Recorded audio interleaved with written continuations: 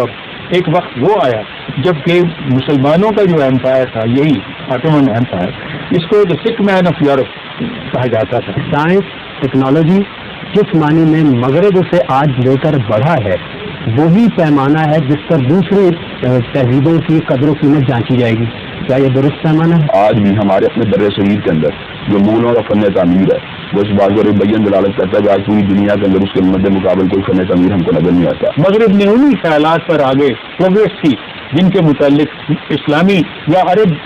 جو مفکرین تھے وہ ان معاملات پر غور و فکر کرتے تھے۔ Science field with part of reality, یہ مسلم ایتھوس، مسلم مائنڈ سیٹ، مسلم ذہن جو اس سارے کارناموں کا ذمہ دار ہے اس کی بنیاد میں۔ لیکن اسلام کا جو تصور تھا جو قرآن مجید میں بیان ہے اس میں یہ بڑی واضح طور پر بات کہی گئی کہ جہاں پہ انہوں نے پہاڑوں کے رنگوں کا ذکر کیا، پھولوں کا ذکر کیا، پھلوں کا ذکر کیا، اس کے فوراً بعد یہ بات انما یخشی اللہ من عبادہ العلماء، یعنی طبی اعتبار سے ان چیزوں کے اوپر غور و فکر کرنے والے لوگ جو ہیں در حقیقت اللہ کا متحکمین سے ڈرنے والے وہ لوگ ہیں۔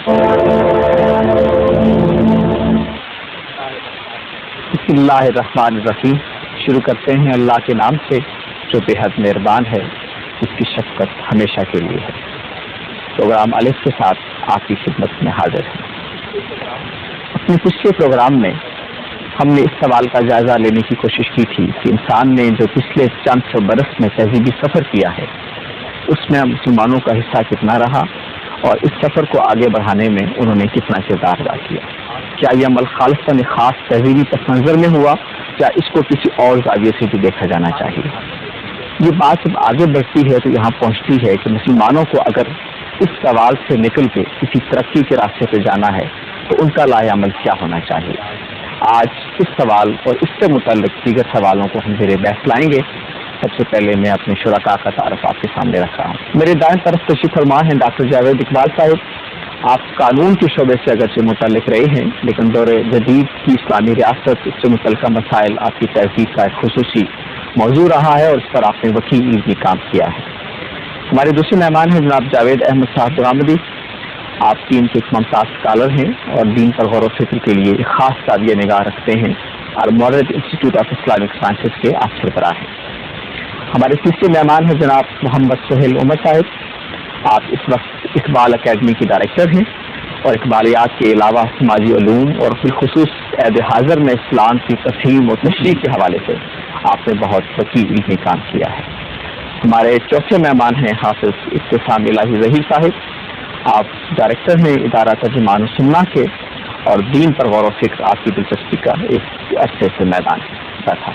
حافظ صاحب ایک اہم بات کہی ڈاکٹر صاحب اپنی گفتگو میں کہ مغرب کا جو تہذیبی سفر ہے یہ دراصل اسلامی تہذیبی کا ارتقائی سفر ہے، آپ کو اس سے اتفاق ہے؟ میں اس بات سے اتفاق نہیں کرتا۔ میرا کافی یہی ہے اگر آپ اس اعتبار سے اگر بات کریں تو ٹیکنالوجی کے اعتبار سے اس کو کنٹینیو کیا تو پھر تو یہ بات کہی جا سکتی ہے، لیکن جہاں تک تعلق ہے تہذیبی اعتبار سے مثلاً بود و باش، ان کا رہن سہن، ان کا لائف اسٹائل، ان کی چوائسیز، ان کے شوق، ان کا اسٹیٹک اپروچ، یہ ساری ہر چیزیں مغرب میں بالکل ایک مختلف زاویہ نگاہ سے ہمیں نظر آتی ہیں۔ ہم یہ بات محسوس کرتے ہیں ان کا اپنا سفر جو ہے وہ اپنی یہ تہذیبی کنٹینیوشن جو ہے اس میں آپ کو نظر آئے گی، یعنی ان کے اندر جو مذہب اور ان کا ریاست کا اپنا کلیش ہوتا ہے اس کے اندر ریگولیشن آتی ہے، اس میں ایک نئی فکر، نئی جہد، بالکل مذہب دوری جو اس کے خلاف جو ہے نا بغاوت کی نظر آتی ہے، وہ انہوں نے اپنے ہی ایک معاملے کو جو ہے نا اس کا ارتقا وہاں پہ نظر آتا ہے۔ میں یہ بات سمجھتا ہوں ہم سے جو چیزیں لے کے جو ہے نا ان کو آگے ڈیولپ جو ہے نا نہیں کیا۔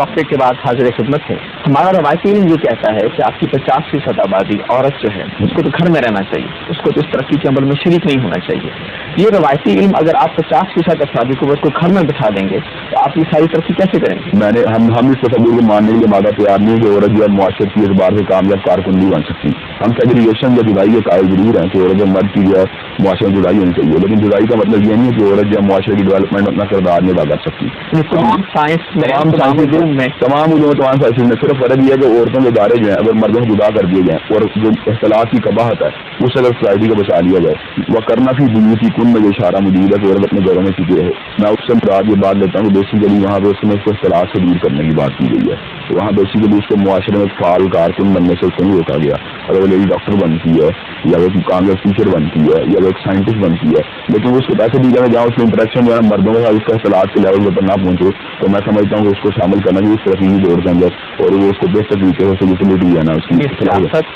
سائنس اور تمام علوم میں وہ جو کردار ادا کرنا چاہتی ہے، جو اللہ نے اس کو صلاحیت دی ہے، اسلام اس سے روکتا، ہمارا ٹریڈیشنل علم اس سے روکتا نہیں۔ میں تھوڑی بات میں یہ یہاں پہ تھوڑی بات کرنا چاہوں گا، جہاں سائنس کا تعلق ہے، جہاں سماجی معاملہ ہے، اس میں تو عورت کو مکمل طور پر آتی ہے، لیکن جہاں سیاسیات کی بات ہے، میں یہ بات سمجھتا ہوں کہ فیلڈ ایک مرتبہ دوبارہ تھوڑا عورت کی صلاحیتوں جیسی طبی تحریر جو ہے نا، اس سے تھوڑا یہ جدا ہے۔ ہمیں یہ بات سمجھ چاہیے کہ عورت کئی جگہ پر مرد سے بہتر کردار ادا کر سکتی ہے، مثلاً بطور نرس جو ہے عورت کا جو کردار ہے، ایک مرد جو ہے اس کو اتنا آسان طریقے سے انجام نہیں دے سکتا۔ باقی کی طرح جو حکمرانی کے چیلنجز ہوتے ہیں سبھی اعتبار سے بھی، سائیکولوجیکل اعتبار سے بھی، مینٹلی فزیکلی، جو صلاحیت مرد کے یہاں پر موجود ہیں، میں یہ بات سمجھتا ہوں اس پولیٹیکل فیلڈ کے اندر عورت جو ان چیزوں میں حمل نہیں۔ چنانچہ امریکہ جیسے ممالک کے اندر بھی جو ہے ریاست کا سربراہ جو عورت کو بنانے کا مادہ اختیار نہیں، حالانکہ لیکن وہاں تو کوئی ایسی قانونی قانونی کشیدگی بالکل موجود ہے۔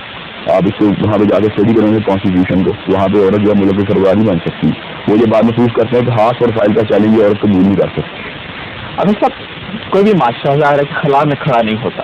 وہ ایک انوائرمنٹ میں کھڑا ہوتا ہے، ایک سماجی ماحول میں کھڑا ہوتا ہے۔ ہم بھی اس وقت ایک سماجی ماحول میں کھڑے ہیں، اور آج کے دور کو ہم کہتے ہیں کہ گلوبلائزیشن کا دور ہے، ایک عالمی اثرات چیزوں سے پڑتے ہیں۔ مثال کے طور پر بھی معاشی نظام کی بات کی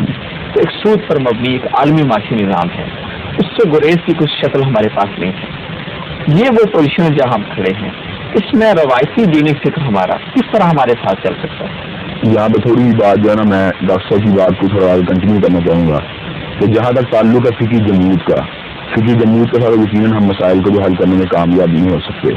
اگر ہم قرآن و سنت سے براہ راست رہنمائی حاصل کرتے ہیں یا ان کو اطلاع کرتے ہیں کرنٹ سچویشن کے اوپر، تو اس کی تعبیر کے ذریعے ہمیں کئی چیزیں جو مل سکتی ہیں۔ اس کی وجہ یہ ہے کہ جو فقہ جو ہے وہ ایک محدود تھنکنگ یا لمیٹڈ نالج کی پیداوار ہے۔ یعنی آپ یہ کہنا چاہتے ہیں کہ قرآن و سنت پر غور و فکر کا دروازہ کھلا ہے؟ بالکل کھلا ہے۔ میں اس کا مطلب یہ بات سمجھتا ہوں اس کو فقہی جمود پر قیاد کرنا جو ہے نا، وہ ترقی کے راستے میں واقعی ایک رکاوٹ والی بات جو موجود ہے، اور اس کے اندر ایک پاپائیت والا تحلیل جو موجود ہے، جس میں یورپ کے اندر بھی جو ہے نا ان کے خلاف بغاوت یا جو ریولیوشن کا جو عمل پیدا ہوا، جس کے بعد جو ہے معاشرہ جو ہے تھوڑی سی بات اور آپ سے کرنا چاہتا ہوں، یعنی ہمارا جو ٹریڈیشنل نالج ہے وہ صرف فقہ نہیں ہے، قرآن کی تفسیر کا علم بھی، حدیث کے فہم کا علم بھی ہے۔